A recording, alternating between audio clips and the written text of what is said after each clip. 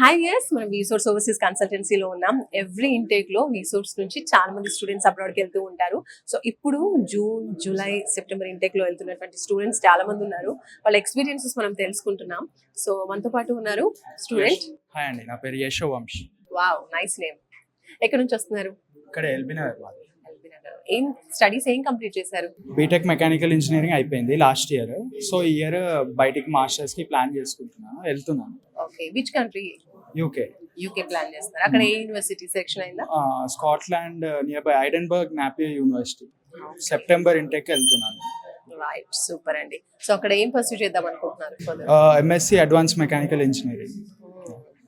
Super. So through education loan వెళ్తున్నారా?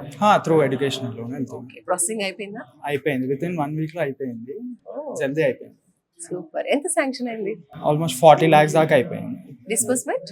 Disbursement చేపించుకోవాలి నేను. అంటే నా సెప్టెంబర్ ఇంటేక్ కదా, నేను కొంచెం time అంటే 2 బ్యాంక్ నుంచి లోన్స్ వచ్చినాయి. సో ఏది అప్రూవల్ చేస్తాం అనేసి చూసుకొని దాన్ని బట్టి వెళ్దాం ప్రొసీజర్. అండ్ యూనివర్సిటీ నుంచి స్కాలర్షిప్ కూడా అప్లై చేశారు? వచ్చేసింది. ఆల్మోస్ట్ లైక్ 3,000 pounds దాకా వచ్చింది.